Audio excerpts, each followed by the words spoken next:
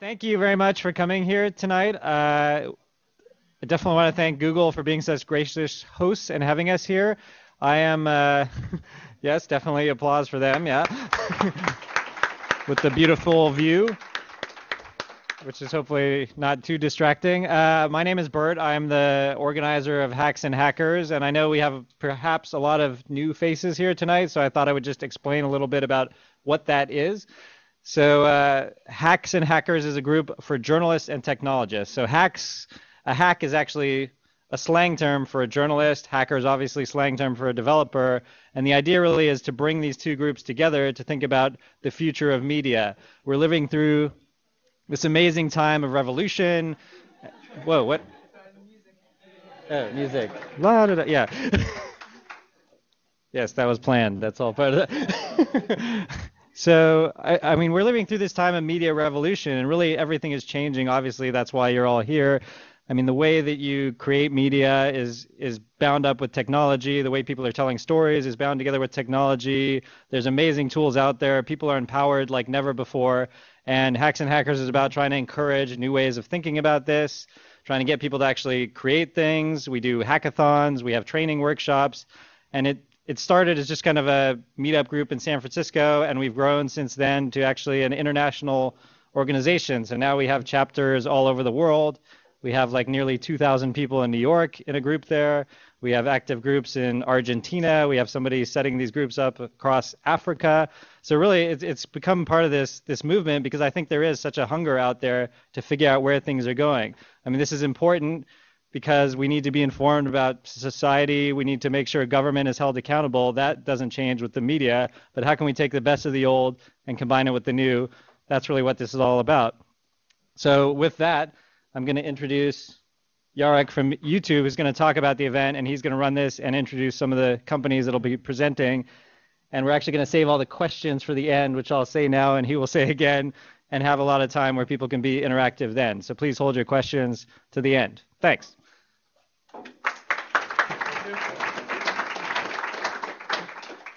All right, good evening, everybody.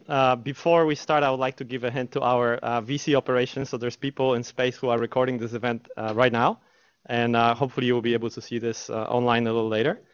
So we just went through the introductions. Before proceeding, I just wanted to call out a couple of names. So I have Olivia Ma here with me from YouTube News and Politics team, and she did a lot of work on this event. And Hannah Eves from Link TV. Link TV is sponsoring alcohol tonight, so I think this is the most important part of the event.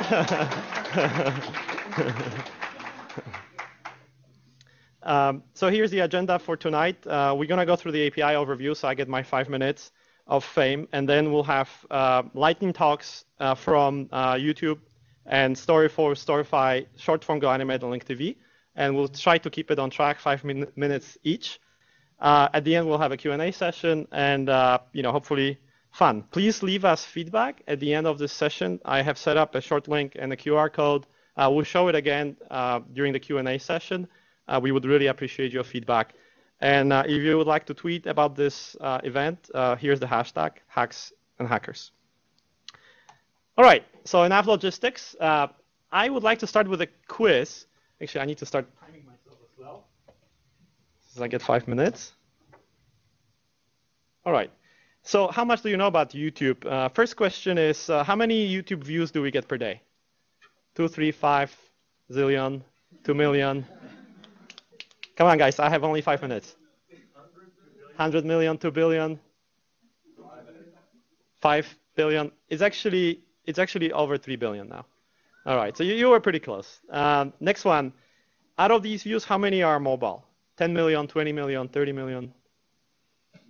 30 million. 10, 100 million? 500 million. Actually, it's over 200 million, and this is data from last year. How much video is uploaded each minute? That should be simple. I think a lot of people. How many? 48 hours. 48? 35? 35? It's actually over 48, so you were right on. And last question. How much viewership does YouTube get from outside of the US? So the percentage views coming in from outside of US. 50, 60, 70. Right on, 70 is the number. All right, so now let's talk about APIs. So we have two sets of APIs, Google Data APIs and Player APIs. So first of all, how many of you have actually used YouTube APIs before? A fair amount. And how many have used any Google APIs? OK, great. So this should be pretty straightforward. So when you think about the APIs that YouTube offers, we have the backend APIs. So these are the APIs you use to interact with, for example, our search engine, to interact with the video rating capability, comments, and so forth. The player APIs let you customize the player behavior. So if you're building a website or web application and you care about user experience and you really want to get the most out of the video playback capability, you can use the player APIs to customize it. And Google Data APIs are based on REST. So if you know REST, that needs no further explanations. If you don't, all it really means is that you can access the API backend over HTTP in a very straightforward way. And I'll demonstrate how you can do that in the next slide. We support a couple of encoding formats, so Atom, JSON, JSON-C, for those of you that are JavaScript programmers and really like JSON. And we have a set of open source libraries that allow you to access the YouTube backend using your favorite programming language. So if you would rather write Java code and you don't have to deal with XML and JSON and all that, we do have support for that. And we have C# libraries, Objective-C libraries, we have PHP libraries, pretty much libraries for most of the major programming languages. And the way we organize the data is we talk about feeds. So anything on YouTube is represented as a feed. So if you would like to know what are the top videos on YouTube, what are the most viewed videos on YouTube, or what are the subscriptions, what you get back is an XML document or JSON document that consists of an outer entity called feed and the inner entities called entries. And YouTube API applications interact with the YouTube platform using the Google Data APIs. So here, I have an example here of a feed. This feed represents top-rated videos on YouTube. And in order to access this feed, all I need to do is just click this URL, issue an HTTP GET request, and what I get back is a bunch of XML entries corresponding to the videos that are top-rated on YouTube. As you see, each video has a video ID.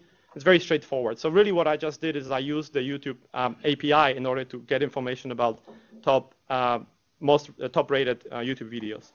Player APIs, there's three ways in which you can actually interact with the player. The simplest one is through the URI parameters. And then we have JavaScript API and ActionScript APIs for those of you that really would like to get fancy with customization of the player. So player parameters, the easiest way to interact with the player behavior. Here are two examples. The first one is the old object embed. And in this example, I'm actually telling the object and embed, which represents a video, YouTube video, to not allow the user to play the video in full screen. So I want to take entire control over the user experience. I don't want them to ever leave my site. I just want them to see the video embedded on my site. I can do that by appending an fs equals 0 parameter to my embed code. And then similarly, using the new iframe embed code, so this is something that we've been promoting lately, you can actually trigger the video to start playing as soon as somebody navigates to a page which has this embed. An autoplay parameter does this. So here's an example for those of you that would really like to control the player behavior a lot more. You can use JavaScript for that. And in this example, I actually tell the player to play a video for 10 seconds and then stop. How do I make a cool YouTube video? Go to youtube.com/create and type. Yeah, so what you see is I was able to tell the player to, and there's my timer, to start the playback and then stop it after 10 seconds. And my time is up, so I have a couple of other cool things to discuss. So if you'd like to learn more about the APIs, see me after this show. Thank you.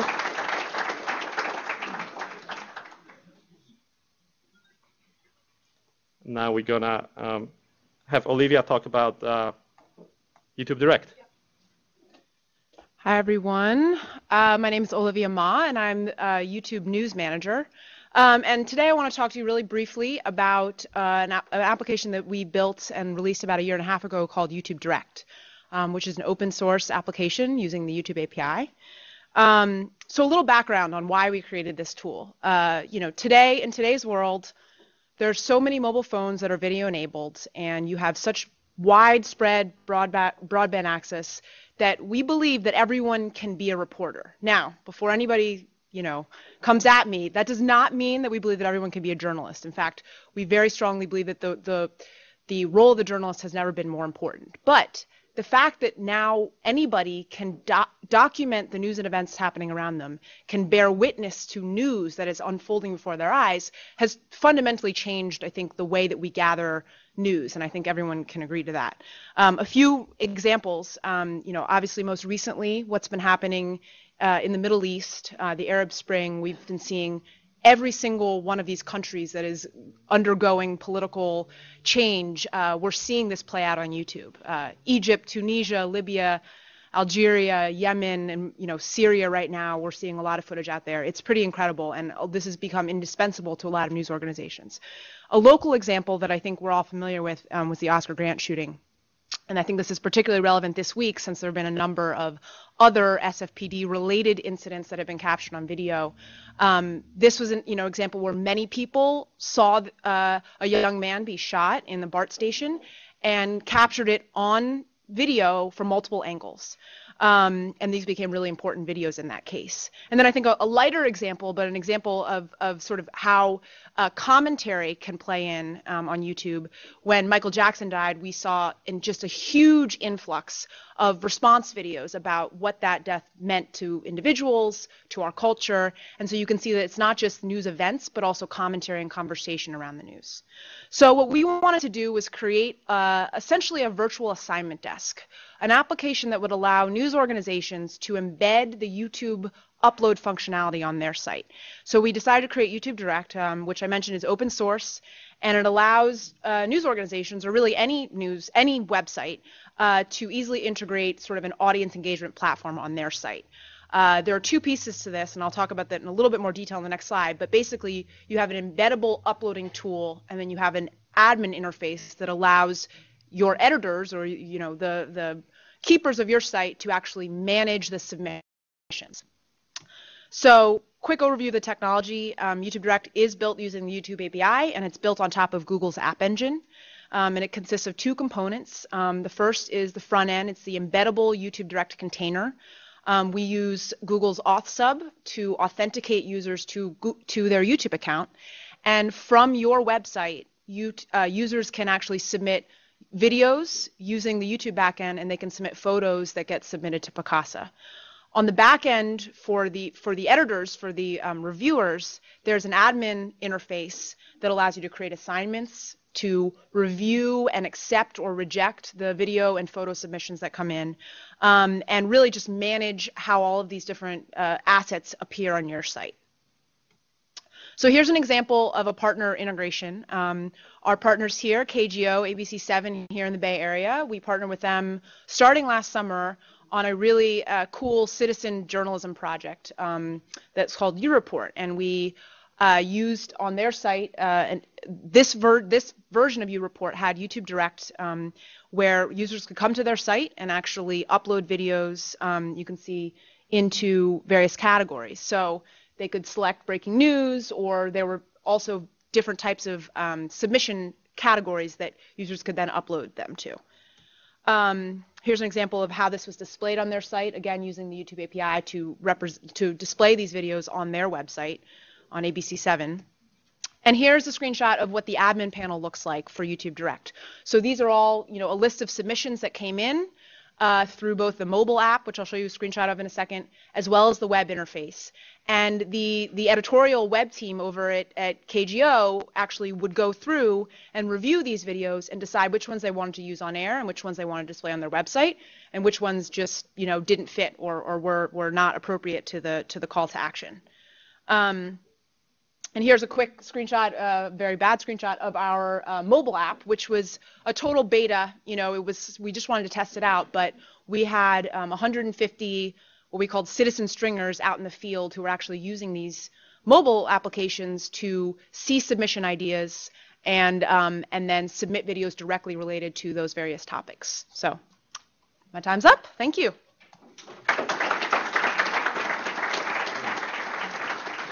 Thank you, Olivia, and I would like to invite Storyful to present next.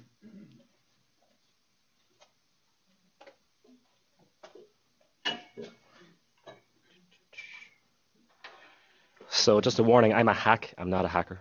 I think that means I'm more dangerous. I don't know, or less. I'm not sure. So I'm going to play this in Prezi.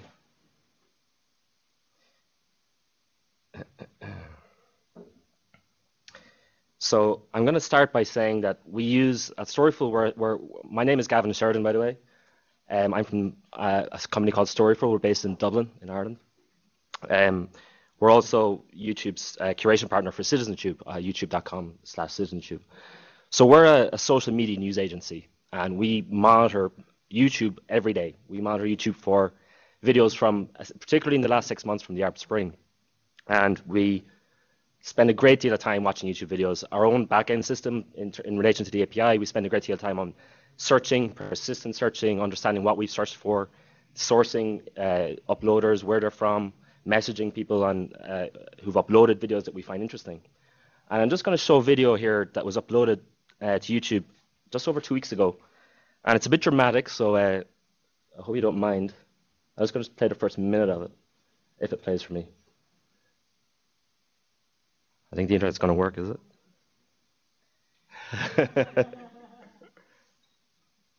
I'll try it. Oh, there we go.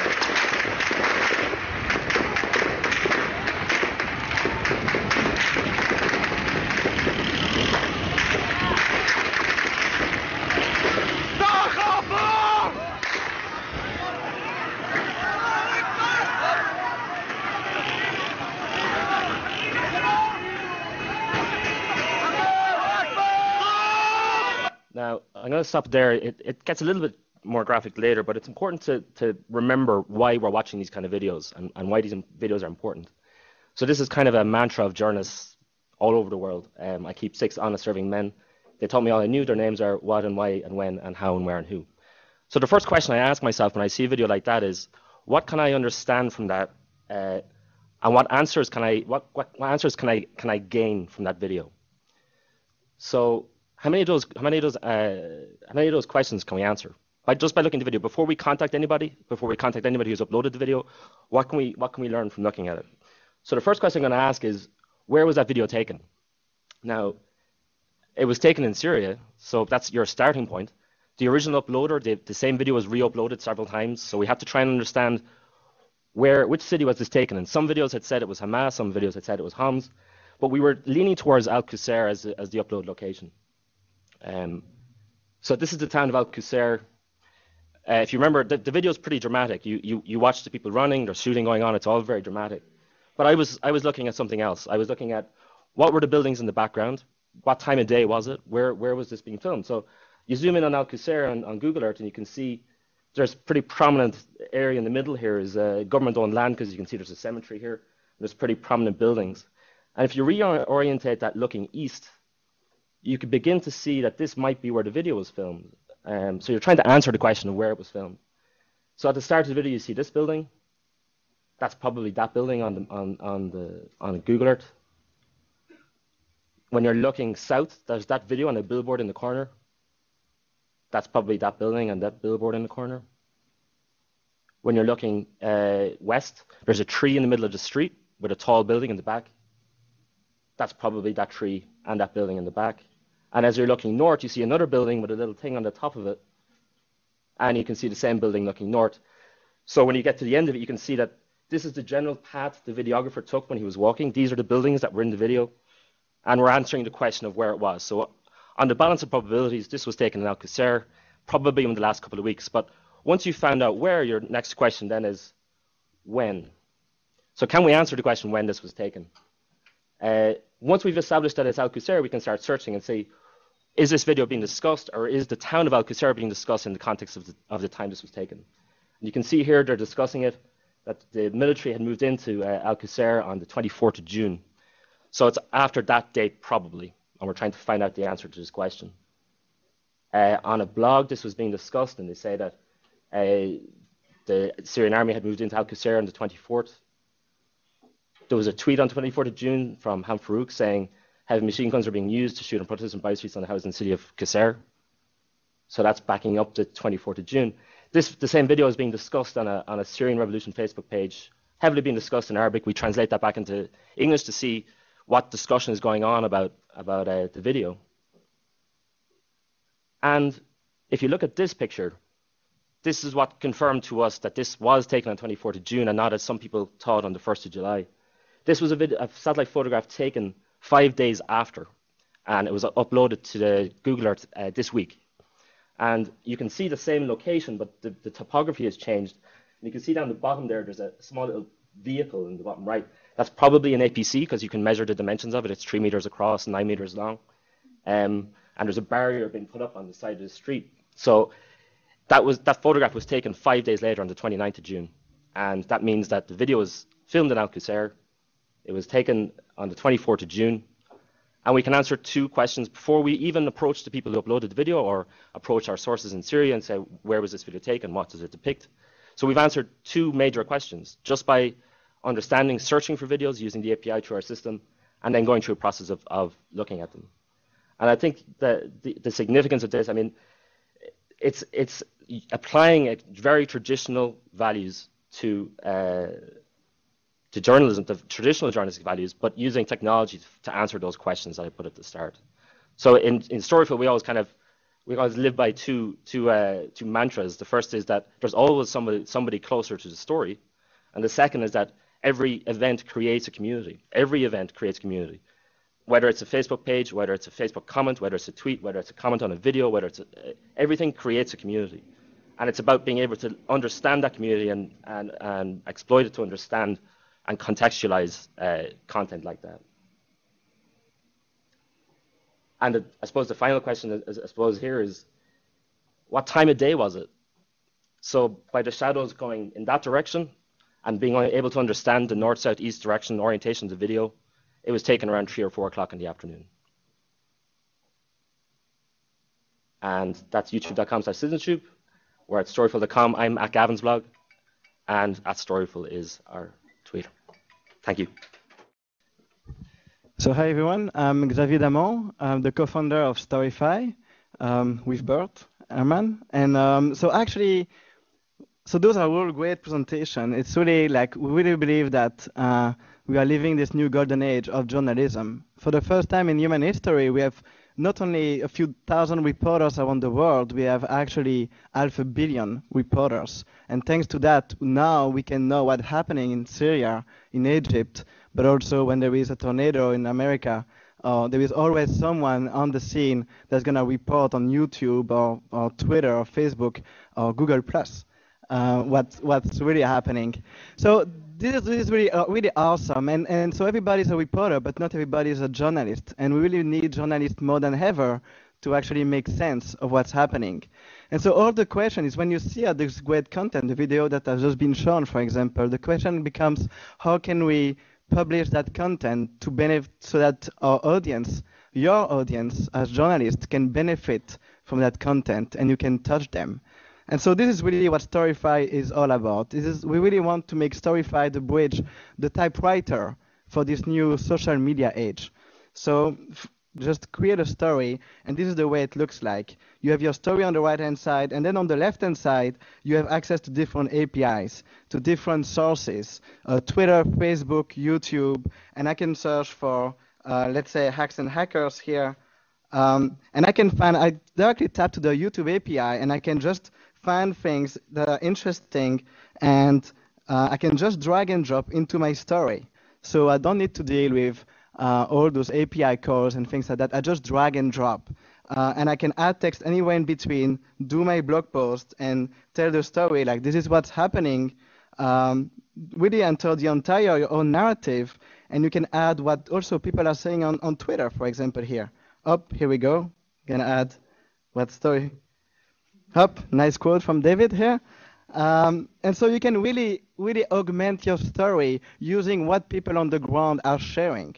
And so what you do, once you do that, you can, so YouTube API, meetup here. Once you do that, you can select a different story, different thumbnail, then you publish your story, and you get this story that you can embed anywhere you want. You can embed it on your site. And for example, here we have the Toronto Star who created a story with the Joplin tornado and taking different what people posted about the tornado on YouTube. Or we have here, the Washington Post also using Storyfy to publish that content and really create a new kind of story that really has a different kind of impact, because it's something to send a reporter after the fact that's going to take a professional picture. But then when you have a picture like this one, where it's actually, you can see the church being destroyed, and it's actually someone who says, this is where I got married, and my best friend kid went to school. I mean, it's something that has definitely a different emotional impact on your audience. And this is what journalism is all about. It's about informing your audience of what's happening and trying to get them feel some empathy about what happened and really care about the message that you want to get across.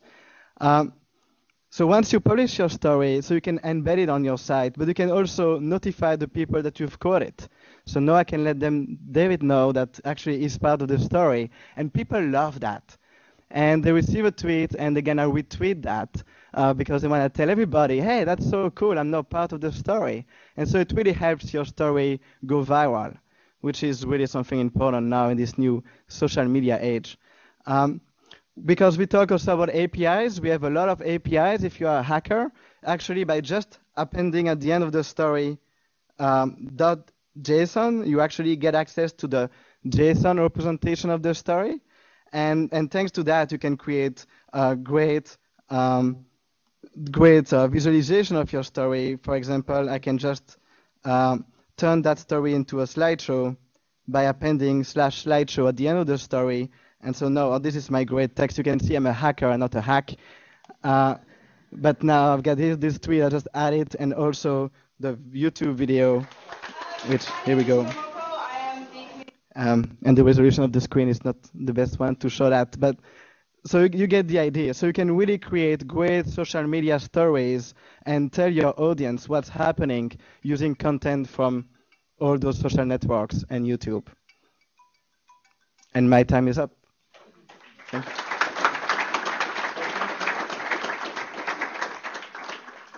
Thank you, Javier. Great presentation. Great story. And yes, I think we have short form next. Is this on? And I think you guys have... While he pulls that up, who's heard of short form? Oh, I see some hands. Great. Hi, my name is Nader Ghaffari. I'm the CEO of Shortform. I'm here with my co-founders, Tom Collier and Jeremy Monto. As Yarek said earlier, today over 8 years of online video content is uploaded to the internet every single day. That's 8 years. What we do at Shortform is we transform all that video into the most social and interactive online video experience on the web. On Shortform, you can either be a VJ, a viewer, or both. VJs curate the world's videos into continuous channels and share them with viewers. Viewers subscribe and tune in to channels of interest and consume a continuous stream while interacting with viewers and VJs while they consume. We've got channels on every subject imaginable. People are curating channels around their favorite videos relevant to today's topic.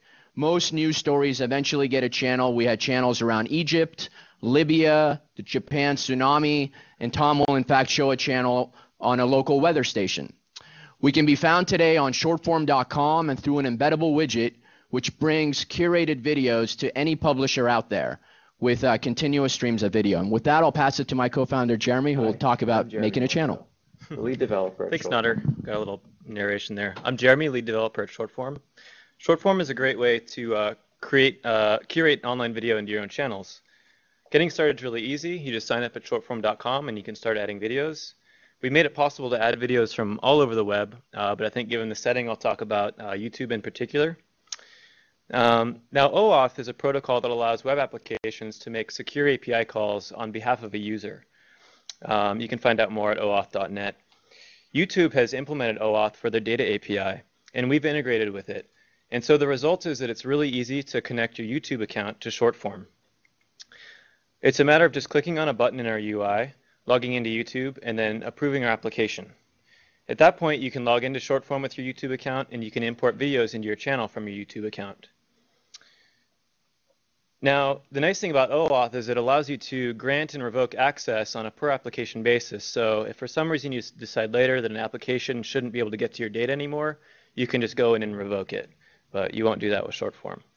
Anyways, after you connect your account to ShortForm, you can import videos from your list of favorite videos on YouTube or the list of videos you've uploaded. Behind the scenes, we make secure calls to the YouTube Data API to bring those into our UI. You can add videos from any other YouTube user. You just enter their username, and you can import their videos all at once, or you can be more selective with our user interface. Once you've got a channel going, you can share it on shortform.com, or you can distribute it across the web with our embeddable widget, and that's what our CTO, Tom Collier, is going to talk about next. Thanks. Thanks, Jeremy. So I'm Tom Collier. I'm the CTO of ShortForm, and like Jeremy mentioned, I'm going to talk a little bit more about the ShortForm embeddable widget, and I'll also touch upon some of the integration points we have with the YouTube API. So there's a prominent weather blogger in the Pacific Northwest who we're using as an example here, who has embedded our widget on his site. And you can see that the videos on this in the widget add a little bit of life to the text-based content of his blog post. So this is this is about a tornado that happened recently, and you can see the videos are all kind of related to the particular topic that the blogger is blogging about. And as one video ends, we seamlessly transition to the next video. If the viewer is not so into the video he's currently watching, he's able to browse the channel through the thumbnails below the player and select a video he might want to watch instead. As you see, the most prominent part of the embeddable widget is the YouTube player. And we've actually integrated with YouTube's iframe API player, which is still labeled experimental, but we've found works really well in a production environment. And the nice thing about the iframe player is that it chooses dynamically whether it wants to use a Flash-based player or a HTML5-based player. So it actually works on a lot of platforms, including iOS devices like the iPad. We do integrate with other video players, but we find that the YouTube player is the most fully featured. It gives us full programmatic control of the video, so we can play and pause and also dynamically load in new videos as we see fit, whether we're transitioning to the next video or if the user selects a different video. It also gives us a full set of video state callbacks. So if a video is unavailable for whatever reason, if it were taken down or if a user marked it unembeddable, we can tell the server to update the channel and dynamically move the video on. So if you want to learn more about the ShortForm embeddable widget, visit shortform.com/widget. And we'd like to thank Yarek and the YouTube folks for having us here.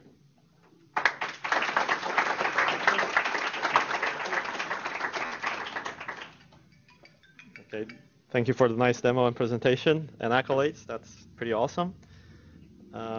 Next, we have GoAnimate, I believe. Is Gary in the room? All right.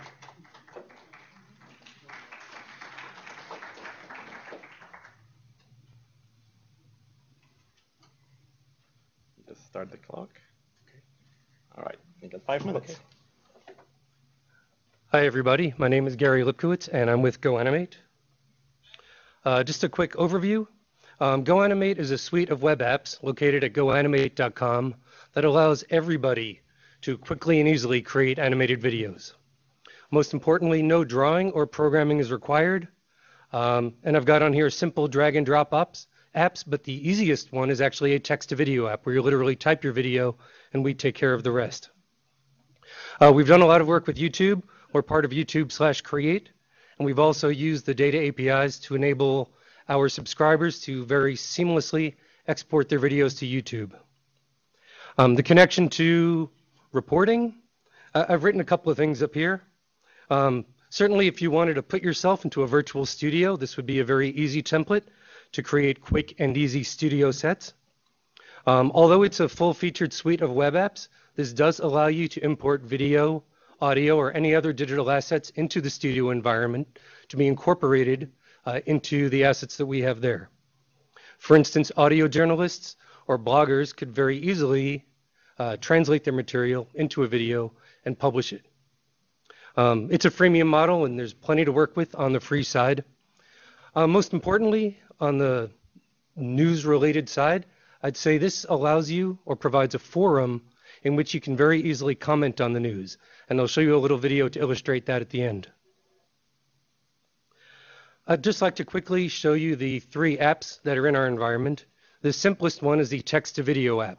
Now, I'm sure many of you have seen little videos running around YouTube, often with millions of views, where a couple of animated robot voice characters argue with each other over mobile operating systems or stuff like that. So there's 2 providers in that space. Both of them are on YouTube/create for your creation pleasure. You can see there's a 3 at the top of the screen. So the way it works in our environment, you choose a theme. That's kind of a matching set of backgrounds and characters and props. So you choose a theme, then you choose your characters. The robot voices in this app are married to the characters, so you don't even have to worry about that. Then you type your dialogue, and you press play. Literally, you could be done in a minute. But they would be robot voiced, and I've really messed around trying to find ways these robot voices can tell jokes and do one-liners. There's ways with punctuation you can mess around with it.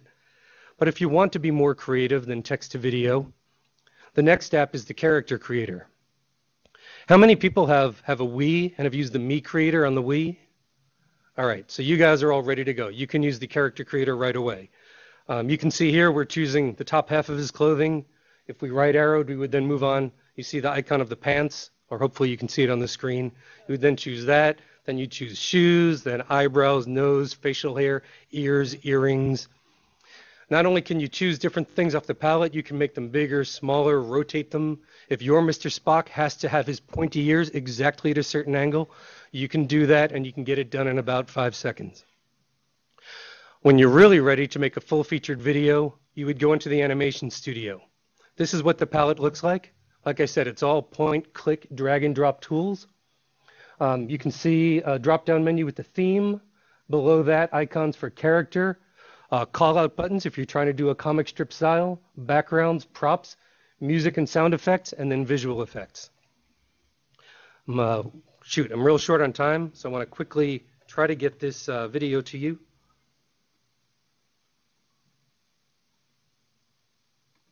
And I hope we can... that is the wrong... That did not copy correctly.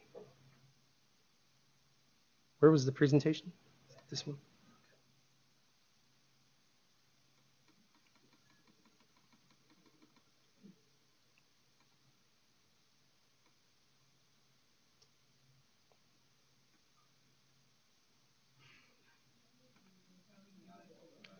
Failed again. Yes, please. This is my Mac, and this one is special. Yeah. This video is a sneak peek of the new topical theme that we're bringing into the production environment. As many of you know, in this country we elect a president every 4 years, and usually the party that's not in power gets started by having multiple candidates in what's called a primary, and then they have a lot of debates before you get to the general election. I'm deliberately talking like we're in primary school to kill time, so we get the audio on. Thank you, thank you. Thank you so much for joining us this evening. Welcome to the future of presidential primaries and elections, brought to you by YouTube and GoAnimate. Please welcome former Massachusetts Governor Mitt Romney. Compared to the other candidates you'll meet tonight, I'm twice as strong on the issues. That's because I stand on both sides of them. Please welcome Congressman Ron Paul. If elected President of the United States, I pledge to immediately abolish said office, as well as the entire federal government. Texas Governor Rick Perry. If elected, I will intelligently design the government and execute as many criminals as executive orders. And finally, the driller from Wasilla, the highly publicized vacation taker, Sarah Palin. Alaska was small potatoes. My commitment to the office of president is strong. I promise not to resign until the public speaking money gets really, really, really good. And there you have it. Brief introductions from all our candidates. If you don't like what they're saying, change it. using YouTube and Go Animate. I'll now leave the stage since zombies are coming to eat the candidates. Thank you for joining us. Drive safely and have a good night.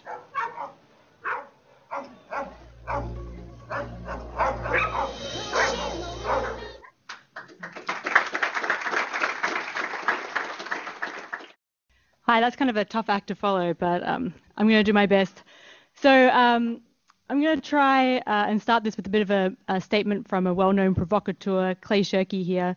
And he says, if I was going to start a news business tomorrow, I would start a news business designed to produce not one bit of news, but instead to aggregate news for individuals in ways that matter to them. And I think that is really revealing of a new opportunity that's come about recently, thanks to this creation of a whole new system of vast syndication of video content. So if you look at YouTube, in a lot of ways, YouTube is a vast syndicator. It's a huge library of content that multiple people can use in different ways. They're first both through APIs and through an embeddable player. Now, Link TV, probably a lot of you aren't familiar with us, but we're a national satellite broadcaster in about 35 million US households. And for a long time, one of our areas of expertise has been content curation, and not just content curation, but the ability to add additional added value to the content that we select. So a lot of the content that we select is international news, international documentaries, world cinema. And then we have programs such as Mosaic World News from Middle East, which is a daily half-hour program where we select 8 to 10 broadcasts from Middle Eastern broadcasters, and then we translate those into English.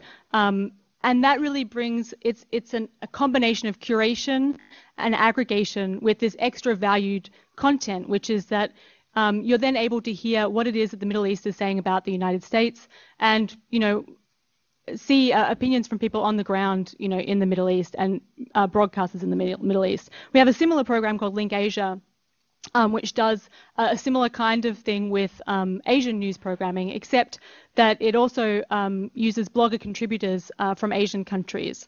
Now, what we've decided to do with Link News is a new website. We've realized that there is this new opportunity around curation and added value, and so we've created a new website that's heavily based on those concepts. So I'd rather just show you the website than talk about this stuff. So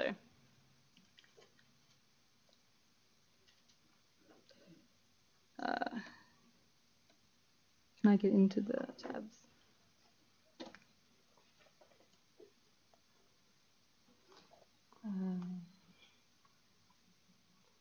So here we go. Yep.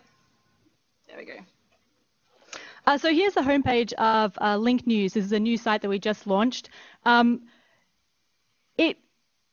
you can see, that this is a broad variety of content from a whole bunch of different broadcasters, international broadcasters, Al Jazeera English, Telegraph UK, ITN News, Euronews. And in a lot of ways, this looks like a traditional news website, an international news video website. But what's powering this website is the YouTube API. So every single piece of content you see here featured on the homepage has been curated from the library of content at YouTube. Every morning, we have a news editor that comes and searches for the best and most interesting stories that are breaking in the world, and also looks for angles that might not be covered in the mainstream media, or stories that might fall through the cracks. For instance, UN declares famine in Somalia.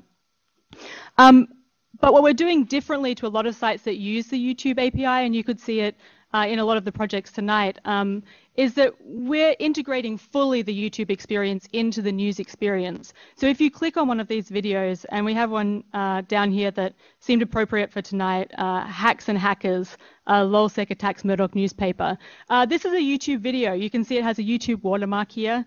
It plays through YouTube's Chromeless player, but it has all of our own controls, all of our own video controls, and it looks just like a video from our own system. When we call that video into our system, we bring with it all the metadata that comes from YouTube. So here we have the title, description, and that's where the added value starts coming in. Our system, which is a unique system, it analyzes the metadata, the title, description, transcript, any other kind of information that comes with the video, and it automatically pulls out topics and tags that are related to that video. So it has an intelligent analysis that says this video is about Rupert Murdoch, LulzSec, News International, Anonymous, hacker, hacktivism. And this is automated. You know, on most news websites, someone would manually come through and tag this video, but this is an automated system, an intelligent system. And that means that it's highly scalable. So we can have just one person part-time curating a massive news website because this system is automated. In addition to that, we use those topics then to bring in related content from around the web. So here we have articles from around the web, and we have related videos from other websites, such as, you know, we can bring in videos from Wall Street Journal, CBS, ABC.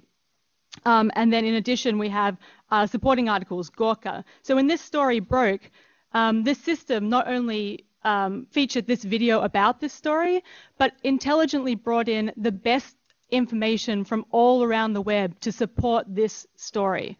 And that information updates itself live the minute someone watches this video, which means that, you know, we turn a site that is, you know, a basic video site into an incredibly rich media experience, adding a whole extra level of information around the video. In addition, these topics all lead to advanced topic pages.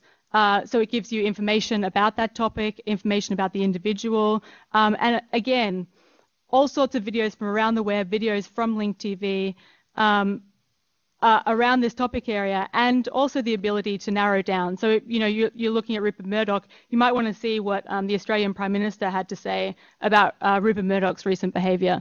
So you can narrow down, it does an intelligent analysis of all the videos that have been categorized as Rupert Murdoch videos. What are the secondary categories? And it suggests where you might want to narrow down your focus.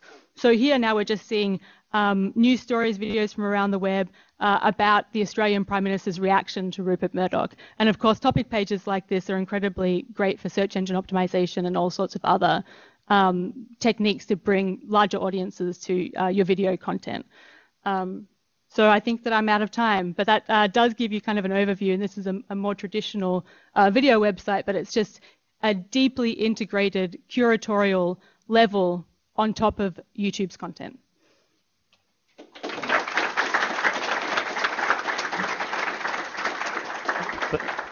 Thank you, Hannah. And I'm going to hand it off to Burt now, who will run our Q&A session. And I would like to invite our presenters to kind of come up closer to the podium so you guys can take questions with us. Thank you. Yeah, thanks a lot to all the presenters. That was really great. I saw actually one question on Twitter. I thought maybe I would start with Olivia, actually, because somebody said, oh, I didn't realize YouTube had a news director. So maybe you should even just say a little bit briefly about what you do on a daily basis. Shouldn't get caught calling myself a director. Yeah, no, it's a small, YouTube has a small but mighty news team.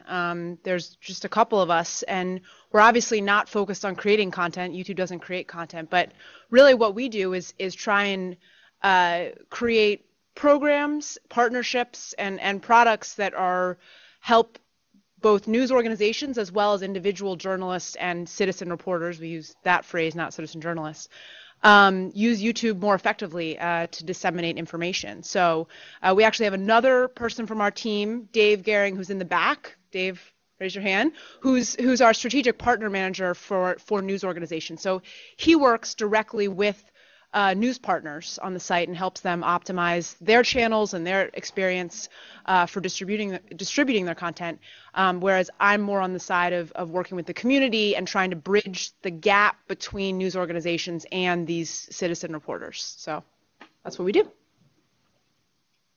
Yeah, questions, please.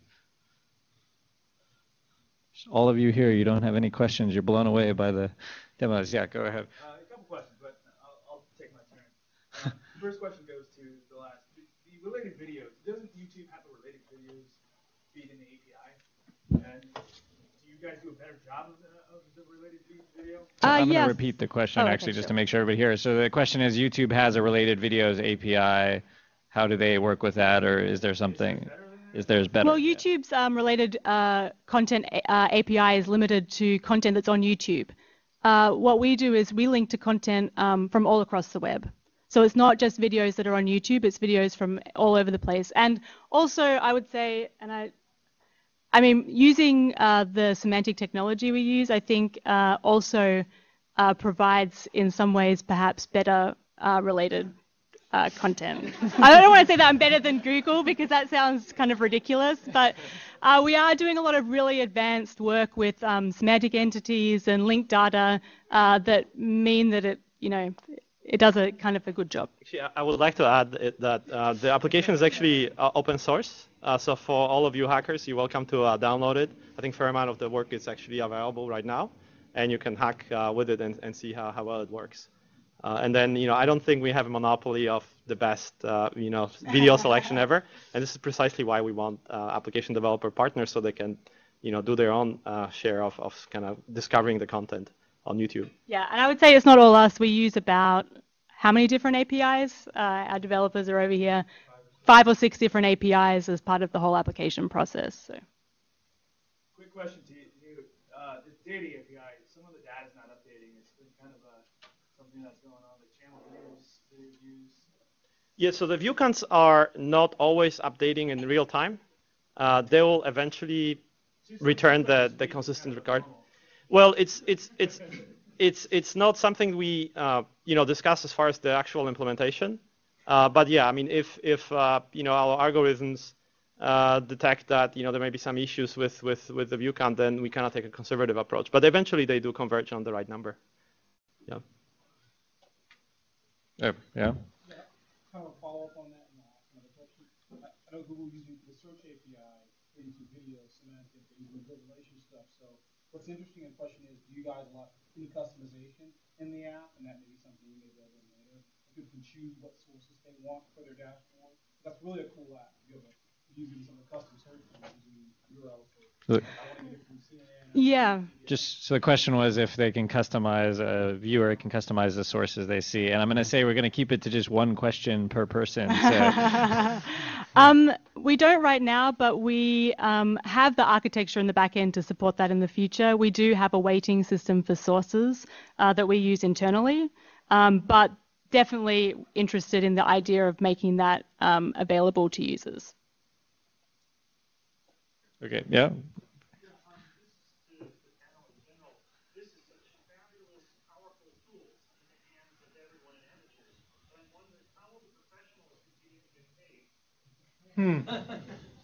How do people get paid? Can I answer that? Sure, go ahead, yeah. Well, I'm David Clinch, so I'm with Gavin and Mike from Storyful here as well. And the answer is, I'm one of those professionals. I worked at CNN for 20 years and left with, no other plan in my pocket except to start a company that would do the news in a completely new way. My co-founder, Mark Little, was exactly the same, 20 years of doing journalism. As far as we're concerned, we're still doing journalism. So what we did, and what Gavin did a great job of showing you there with the video that we identified, that's just one piece of video. We do hundreds. Yeah. News companies pay Storyful.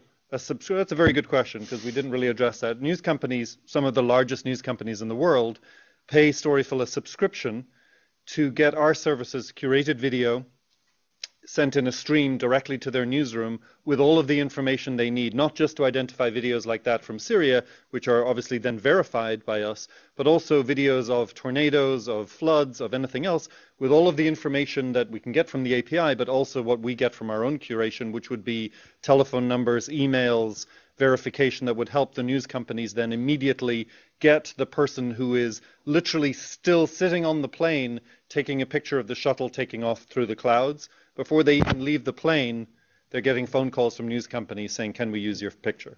So they pay us for the service. We don't own the content. Can I take just a quick stab at that as well? You can take a stab at that. Yeah, there was some. I know that this revenue source, is not catching up. So this is a bit of a disingenuous answer. But, there's advertising on YouTube videos, and that comes with the videos when we use them on the site.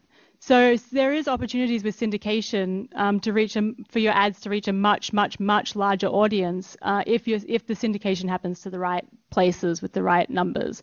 It could boost your ad revenue significantly And also there is potential eventually, we're doing news, but we also do documentaries. Say you're watching a news story, about the nuclear reactor breakdown in Japan, and you really want to watch a documentary about nuclear energy.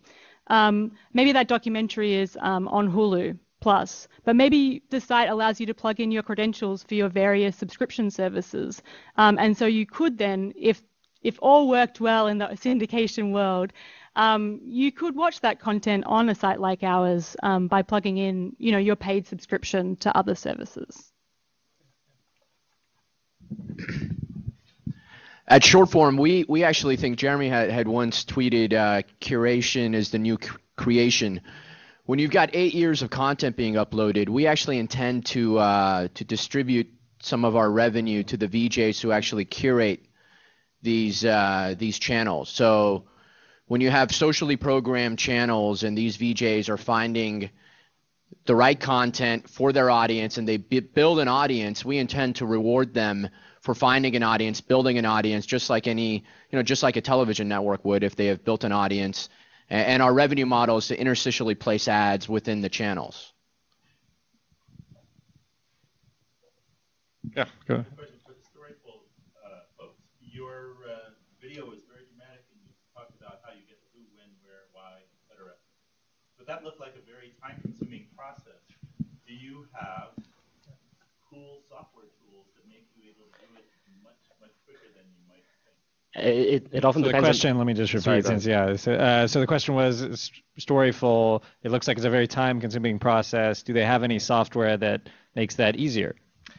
It depends on the video is really the answer. That particular video, I was able to find out where it was filmed relatively. It took about 15 minutes. Because if you become attuned to being able to identify stuff in videos, and as I said, it depends on the video. Some videos it's much harder to identify location. It's much harder to identify landmarks. It's much harder to identify time of day and that kind of thing. So yeah, I mean, oftentimes you're leveraging a social graph that develops around content. So you're actually letting people help you understand what the content is saying.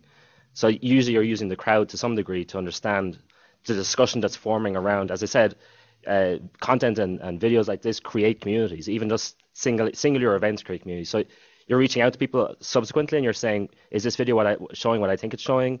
And you're trying to reach to a balance of probabilities and saying, I think this is a fair stab at trying to understand what's going on. And I would also say, that process that you saw and that Gavin described, we have dubbed it the human algorithm.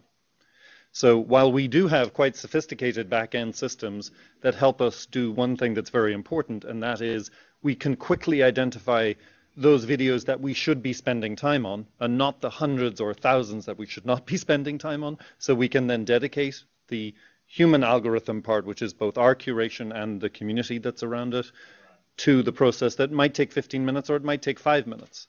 And then, of course, the more you do it, in some ways, the easier it gets. Yeah, right. Got a question for the hacker from Storyful. I really like your idea, and I could see myself using it in my blog. I write technical articles, how-tos, tutorials. So, but the question was, like you showed on YouTube, like you can type in somebody's username and pull out their videos and stuff. What about like copyright issues where people it belongs to somebody, but you can't use it without their permission? How do you tackle that kind of stuff? Good question. And with YouTube, you can mark your videos private, or like, does the API provide the whole list of videos from the user, or how does that work out? Question for Storify about copyright issues. Good thing he has to answer that. Thanks. Yeah, so basically, there is some interesting things there. So obviously, when you upload a video to YouTube, you can set the privacy settings, and so you can allow or disallow being able to embed the video. And so it's really like, if you can embed the video, then it's going to be embedded. And if you cannot embed the video, it's going to be, you can embed it and then show that actually the owner of the video didn't want you to embed the video. And that may be interesting. I don't know if you remember the Golden Voice, the famous guy who are actually the homeless person who has actually an amazing voice. And so someone took a video of that and uploaded that to YouTube. And then someone did a Storyful story about it that really went viral. And then after a while, like I don't know, like the rights were bought or something. But then anyway, long story short, the video was not available anymore for embedding. And so the person, the author of the story, updated the story and says like, oh well, now we don't have the right anymore to publish that story, that video, which is also kind of part of the story. The fact that someone actually took over the rights and actually decided not to publish it anymore. Yes, we can always link. We always link back anyway. So through the APIs, we have also access to the information whether you can embed it or not, whether it's private or not. And that's a fundamental aspect of Storyfy, which is the fact that we always keep a link back to the original piece of content. So. I would like to add one comment. So through the API, you can discover whether the video has been allowed for embedding or not. And we do give content owners the ability to actually prevent people from embedding the video. So they can upload it, but you can only see it on youtube.com, for example. And then actually, as far as the copyright and stuff like that, I'm not a lawyer, but I would like to mention also that recently we added the ability to indicate upon the upload what type of licensing you would like your video to have. In fact, you can designate Creative Commons as the license for the video that you upload to YouTube, and you can do that today. What about I like how big the content Just one question, sorry. So we can chat after the event. Yeah. Other questions? Aurelio. For YouTube Direct, if you can just talk more about how the pilot programs have been going and some insights, like have people been submitting great videos, or have the editors been inundated with videos that aren't as useful? You just had the... Yeah, no, it's a good question. The question about YouTube Direct, what kinds of videos are people uploading? Is it a lot of noise or people being inundated? So the team from KGO is actually here, so I think I encourage you to find them after. With that project in particular, I think they definitely saw a fairly significant increase in video content. They already had a user-generated program that they had launched a few months earlier and had seen a lot of photo uploads. I think it's easier for people to take photos and with their mobile phone, and so with this program they definitely saw a notable uptick in video submissions, which for a television station is pretty useful, right? Because video content is more interesting to show on the nightly news than photos. I do think that video is hard. I mean, it's harder, right? It's harder to get good quality stuff when you ask for it. And I still think that the balance of YouTube is fairly significantly weighted towards what's organically showing up versus what you ask for. I think that's why a lot of these applications that people are talking about today are so interesting, is because using the YouTube API, you can search and find the stuff that people are uploading to YouTube because they may not know about that news organization that's asking for it. So we still strongly encourage news organizations to look on YouTube to see what they can find that's just being uploaded, because not everyone's going to know, oh, I should go to this news organization's site to submit this. But we have noticed that if a news organization really does dedicate themselves to investing in the community and asking for stuff on a regular basis, it really has to do with, KGO really promoted that on air and said, send us your stuff. We want it. And every day they said that, so that their audience started to understand, okay, this station really does want my content. That really does pay off in the long run. Yep, back there. Are there any viewer tools that allow viewers then to establish their preferences and kind of make a virtual channel, or cross-connect with their social networks to see what friends are recommending, things like that, to help them sort through all the videos that you're creating? So the question was about, viewer tools, ways to share things with your social networks. I mean, that's essentially where we're at with short form. It is social video. So where we're going is you would arrive at short form and you would know exactly which channels your friends have watched or are currently in, and you would have the ability to join those channels and watch with them synchronously and consume that content. So we are absolutely going in that direction of social video and opening it up fully to your graph. And I would just like to add, this is a bit provocative, but I think things like that are very interesting, and that certainly is great within the context of a particular group or company. But I'm particularly interested in perhaps the role that Google Plus might take going forward, particularly because it's a Google product and YouTube will presumably be as integrated as it could possibly be. And it's very interesting for us at Storyful, for instance, to think that right now we're using Twitter and Facebook and lots of different platforms that are circling around the YouTube video. But it would be really interesting to us to imagine a situation where a YouTube video could actually be framed within Google Plus, and all of that functionality of discussion and sharing and related videos and everything else. And again, I'm getting way ahead of myself here, but it's really interesting to think that instead of all these disparate social networks where YouTube videos may be shared in different ways, that you could have a sort of a central one-stop shopping where both the video and the commentary about it will be in one place. I think there are also some exciting potential opportunities around topic tagging, tying into Facebook's tagging system. I mean, we do that. Rob would be, our developer would be better to talk to that a little bit. But there will be potentially the opportunity down the line to, right now, if you like something on a website, you can see if your friends like the same article. I mean, there is the potential, we were looking at a video about Rupert Murdoch. You might be able to see other of your friends that liked other articles, videos, and other kinds of content around that news story instead of just this page. So I think there is an opportunity eventually for facilitated conversations, not facilitated actually, just organic conversations on pages that are about certain topics, like videos about certain topics. Adding to what David said, I hope we can have a API meetup about the Google Plus API when one exists for external consumption. Anyway, one last question right there. Is there any plans to do any kind of live curation, live video feed? Do you guys want to bring that into any of your solutions, or will that exist in the future? Yeah. The question about live video curation. I can take that question. So we do have early version of our live streaming APIs. So if you're interested in them, in fact, that was on one of my slides, but I only got 5 minutes and I ran over time. And so we do have two sets of APIs that we are working on with partners on integrating. One is on the discovery front, on the consumption front. You can actually discover, what are the live events that are scheduled, when will they be airing, and what's the URL to actually consume it.